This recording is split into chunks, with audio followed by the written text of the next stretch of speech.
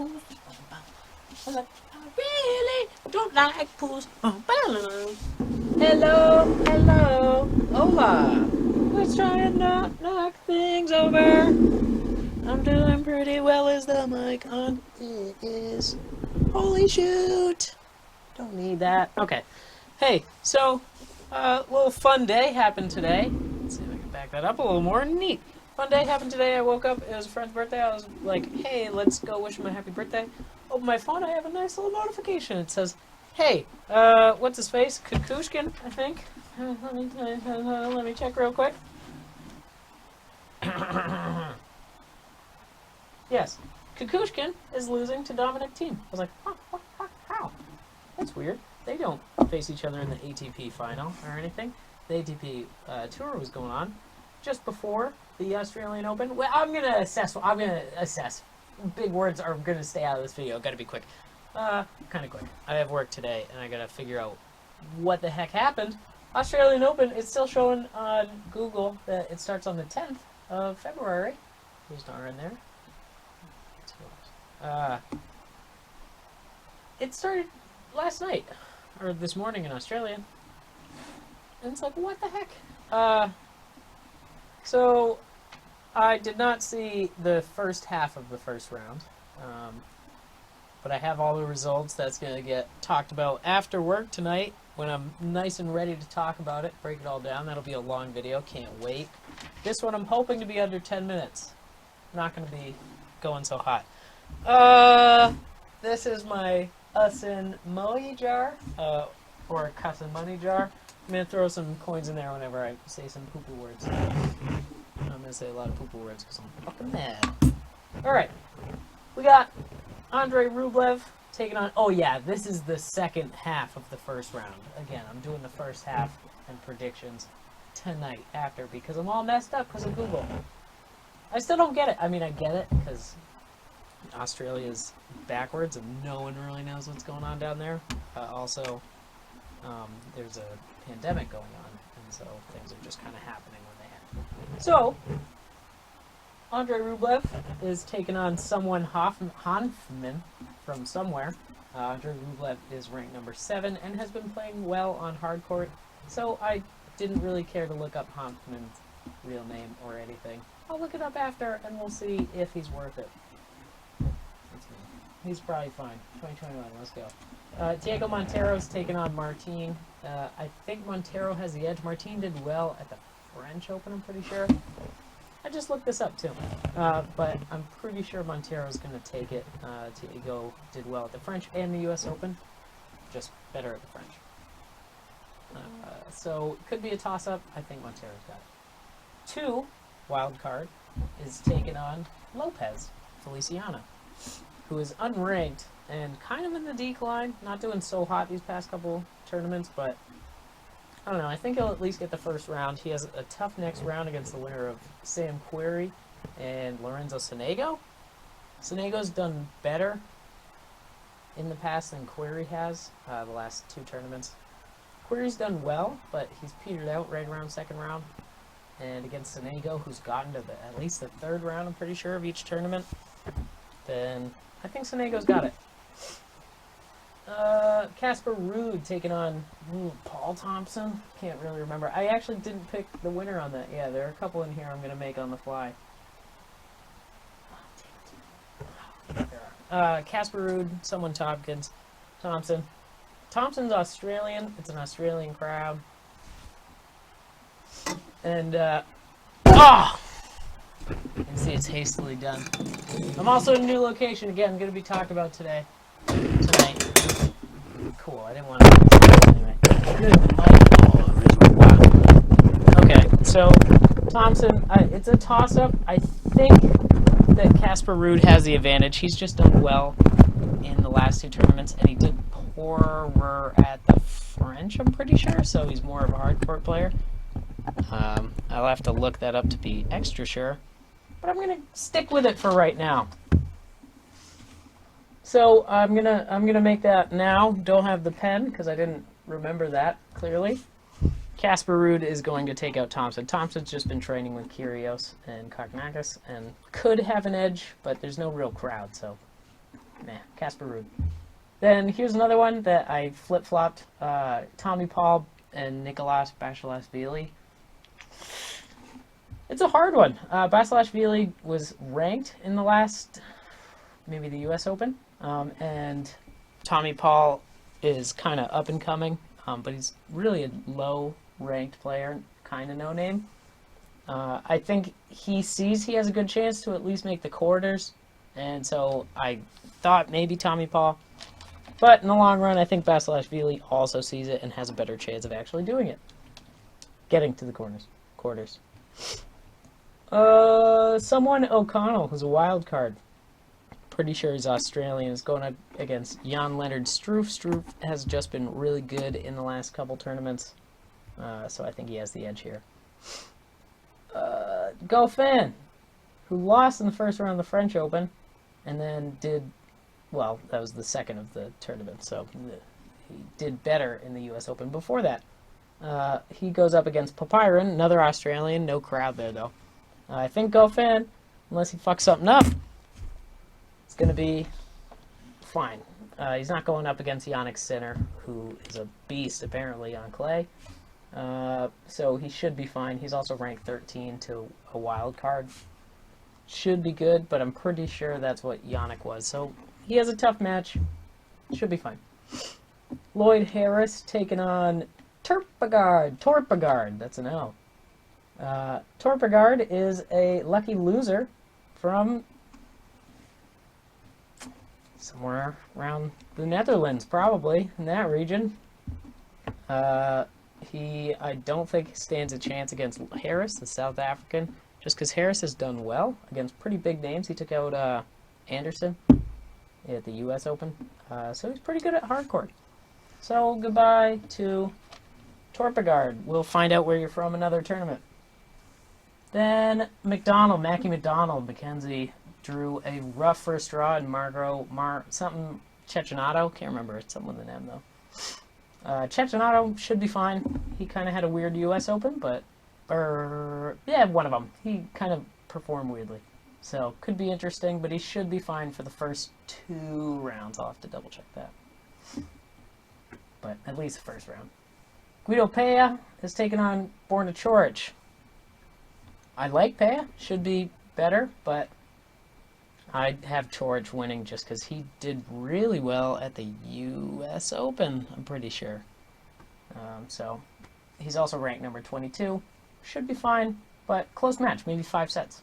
Interesting. Not too many 5 sets, and you'll find out. Not too many 5 sets, though. Krajinovic taking on Hasa, a lucky loser. Krajinovic is ranked number 28. I think he has the better chance just because Hasa's a lucky not just a lucky loser, but he was if I'm remembering the same guy, he's on the decline, kind of an older player. And if you remember, my memory skills aren't the best.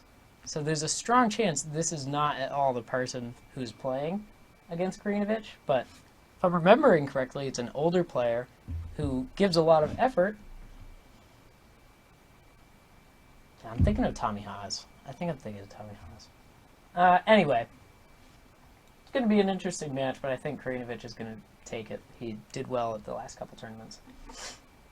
Andujar and Quentin Halys. This is going to be interesting. Halys is a qualifier, and Andujar, they both went out in the first round of the last, at least the French. I think Halys won a little bit in the U.S. Open, or at least made it to the U.S. Open. Either way, I think that's going to give Halys the edge, even though Andujar is higher seeded in the tournament. It's going to be a close one, probably 5 sets. No, it'll be a 4-set match. Usually at this rank, it's only about 4 sets. Carballes Baena is taking on someone Balash. He was at the U.S. Open, pretty sure. No, French Open, because that's the bigger writing. Balash was at the French Open.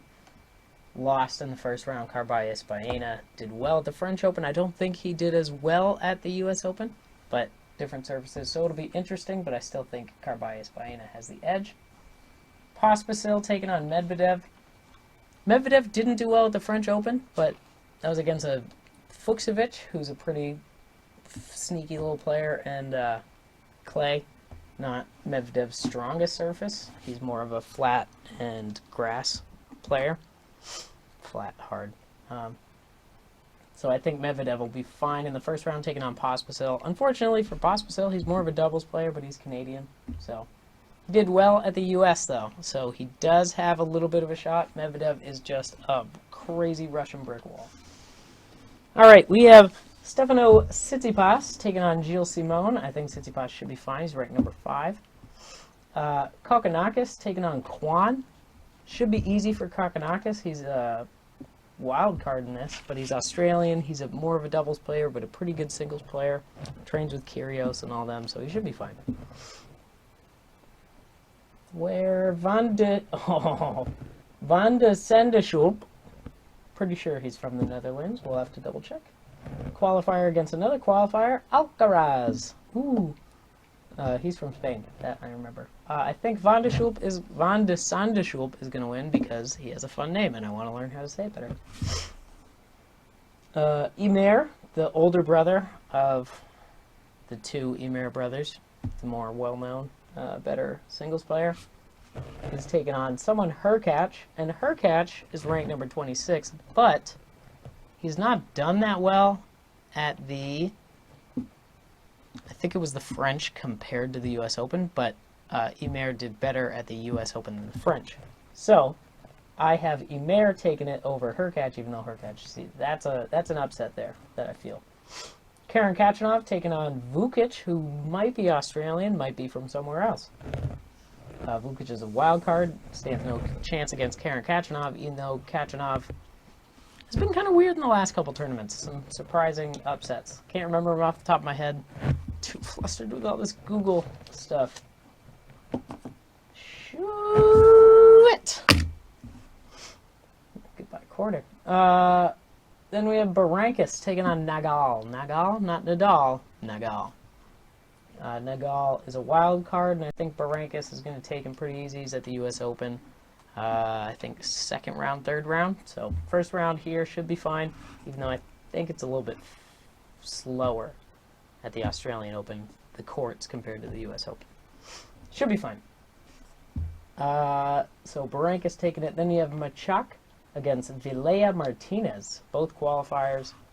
I think Machac, just because I've seen his name before, that's why I took him. I don't really know. That's probably going to be a close 4-set match, but we'll see.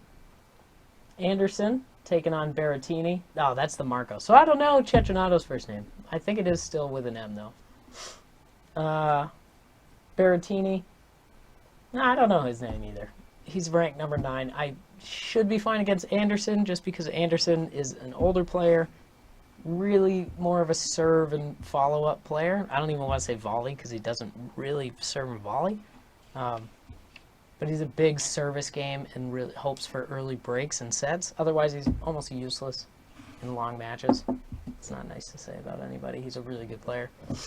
Just on the decline of his career. Fabio Fognini taking on, Berrettini winning. Fabio Fognini taking on Pierre-Hugues Herbert. Fabio's ranked 16 and has underperformed at the last 2 tournaments. The French, I think he was out in the first round, but the U.S. Open, he was second round. I might have flipped him out, but still not too great. So I don't see him doing too much in this tournament, but he is ranked 16th, and Herbert is more of a doubles player, so close match. I think it's going Fognini's way. Yuri Laxinen. Oh, I didn't even start. Ah, fuck it, whatever, I don't care. There's another camera right here, and I was supposed to hit record. Didn't. Yeah, I'll talk about it tonight. Fuck, shit. It's just an insurance one, because I think I might have sworn the other part. So Fognini taking it over Herbert. Laxinen taking on Caruso. Caruso did well at the French Open, better than the U.S. Open, but he still did all right at the U.S. Open. Caruso, I have taken it just because Laxinen's a little bit lower ranked. He's a qualifier in this, and Laxinen did really, I think he was first round against a low-ranked. It was the French Open, so clay's hard to play on, but it was still a fairly low-ranked match where I think he could have at least done better. It was, I don't want to speak for it. Anyway, Cuevas taking on Seppi. Seppi is someone who I mistook for another player. So I have no idea who Seppi is or what his game style is like, but I know he did all right at the French Open, not so well at the U.S. Open. And Cuevas is a really fun player. So I think Cuevas is going to take it. He has a lot of court feel. That's what I mean by fun. He's like Monfils. Unfortunately, even though Monfils lost, that's a... Anyway. He can really utilize all parts of the court, all different types of shots. So I think Cuevas will take it over Seppi. Tennis, Sandgren, against Alex de Minaur. I think Alex de Minaur is going to win it. He's ranked number 21. Mostly because he has legs and he has a big game, where Sandgren just kind of has big parts of his game. I don't really even think... I know he has a lot of hustle, and he puts a lot of effort into his games, but he doesn't have any, like, big weapons. So I think de Minaur's got it pretty easily. But it could be a 5-set match, just because of Sandgren's heart. His name is Tennis. Dan Evans against Cameron Norrie, both Brits, but Evans the higher ranked. He's ranked number 30. I think Evans is going to take that one. A young Russian player, or somewhere in that way, Soviet era. Ivashka against Safiullin. Fun names. I don't know either of their games. I know Ivashka had a weird umpire decision against him where he like used the bathroom or something. So he's kind of he could be like a Kyrgios style, but that's all based on one video that I didn't really even pay much attention to, as you can see. I just recognized the name from that part of the video. But Safiullin is the qualifier, and I think Ivashka just has a better chance in this round. Michael Mmoh, this is the other one I left open. That's going to be hard to call right here. Michael Mmoh, the U.S., he has 2 M's in his name, oh my god, against Viktor Troicki. Both qualifiers. I'm going to say Nadal is the last match, so I'll talk about that. Nadal against Dejeri, going to be easy, Nadal. Could be surprising. That would be incredible if Dejeri took that, but don't see that in his cards. So Michael Mmoh and Viktor Troicki. Viktor Troicki is an older player. He's not old. I think he's like late 20s. Maybe early 30s. But he's fucking nuts. Like, he has hit his own head to make himself like he's... No, that's Mikhail Yuzhny. But he yells at the umpire. I know he at least does this. He yells at the umpire. He throws huge tantrums a lot. I bet he will have some kind of outburst because it's quiet. There aren't fans. So he can really talk to the umpire and hear everything. So I bet he has one outburst that at least gets some kind of media traction at some point. If he doesn't, I don't think he's going to beat Michael Mmoh. Michael Mmoh did really well at the U.S. Open.